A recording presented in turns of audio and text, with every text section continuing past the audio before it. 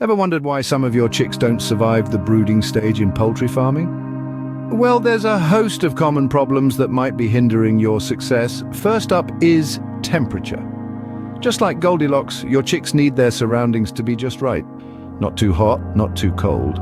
Getting this wrong can lead to discomfort, illness, or even death for your chicks. Next, we have ventilation.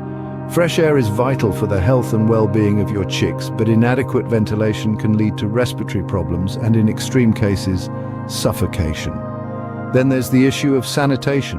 Poor sanitation can result in the spread of diseases among your chicks, severely impacting their health. Finally, let's talk nutrition. Without the right nutrients, your chicks won't grow properly, leaving them weak and susceptible to diseases. The brooding stage is crucial for the overall growth and health of your chicks. By understanding and addressing these common problems, you can set the stage for a successful brooding period. Preparation is key when it comes to successful brooding, so where should you start? To kick things off, cleanliness is paramount. Before your chicks arrive, it's crucial to thoroughly clean and disinfect the brooder. This helps to eliminate any residual bacteria or parasites that could harm your newly hatched chicks. A clean brooder is the first line of defense against diseases that can severely impact your flock's health and productivity. Now let's talk about temperature and humidity. The temperature inside a brooder should be around 95 degrees Fahrenheit for the first week and decrease by about 5 degrees each week thereafter. This temperature gradient is essential for the chicks' comfort and growth. Remember, chicks can't regulate their body temperature as well as mature birds, so it's up to you to provide the right environment for them. Humidity is another factor that often gets overlooked. A humidity level of about 50 to 70% is ideal. Too low and the chicks can become dehydrated. Too high and they might develop respiratory problems. Next up, arranging feeders and drinkers properly. These should be placed in such a way that the chicks can easily access them, but without making the brooder too crowded.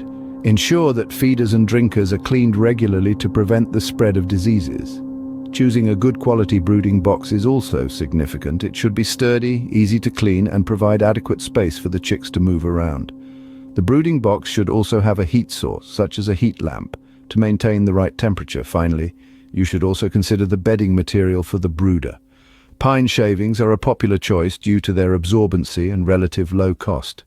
They provide a comfortable surface for the chicks and help to control odors. Remember, preparation is not just about getting things ready, it's about creating an environment where your chicks can thrive and grow. A well-prepared brooder is the first step towards a successful brooding stage. Now that your brooder is ready, how do you manage it for the best results? You might be wondering, your brooder is all set up, but how do you keep things running smoothly? Well, it's all about regular monitoring and quick adjustments. Let's start with temperature and humidity. These are two crucial factors in the brooder environment. They need to be checked frequently, ideally several times a day. The temperature should be adjusted gradually as the chicks grow, decreasing by about 5 degrees each week until it reaches the ambient temperature. Humidity should be kept at around 50 to 70%. If it's too low, the chicks can become dehydrated, and if it's too high, it can lead to respiratory issues. Next, let's talk about water and feed. Your chicks need constant access to fresh water and nutritious feed. The water should be clean and free of contaminants, and the feed should be specifically formulated for chicks, high in protein to support their rapid growth. Hygiene is another key aspect of brooder management. The brooder should be cleaned regularly to prevent the buildup of waste and the spread of disease. This includes removing old bedding and replacing it with fresh material and cleaning the feeders and waterers. Observation is also vital. Keep an eye on your chicks' behavior. Are they huddled together, indicating they're cold, or are they panting and staying away from the heat source, suggesting they're too warm? Are they active and alert, or do they seem sluggish and unwell? These signs can help you identify any potential issues early on. Lastly, remember that prevention is better than cure. Vaccination is an effective way to protect your chicks from common diseases. Consult with a vet or an experienced poultry farmer to determine the best vaccination schedule for your flock. Good management practices can go a long way in ensuring the health and growth of your chicks during the brooding stage.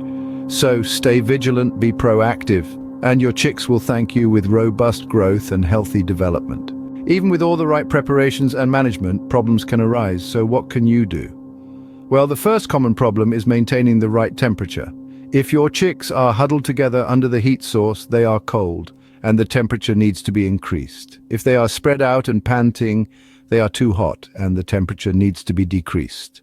Remember, the ideal temperature for the first week is 95 degrees Fahrenheit, decreasing by 5 degrees each subsequent week. The second issue is controlling humidity. If the brooder is too dry, chicks can develop respiratory diseases. If it's too damp, they can develop a condition called pasting up, where their droppings stick to their vent area. To maintain the right humidity, you can use a hygrometer and aim for a range between 50 and 70%. Then we have disease outbreaks. Diseases can spread quickly in a brooder, so it's important to monitor your chicks closely. Watch for signs of illness like coughing, sneezing, or lethargy. If you notice any of these, it's best to consult a vet immediately. To prevent diseases, make sure your brooder is clean and well ventilated. Managing feed and water issues is another common challenge. If your chicks aren't eating or drinking enough, they could become malnourished. Make sure the feeders and drinkers are at the right height, level with the chick's back, so they can easily access them. Also, provide clean, fresh water and high-quality feed at all times. Lastly, overcrowding can lead to stress and disease spread.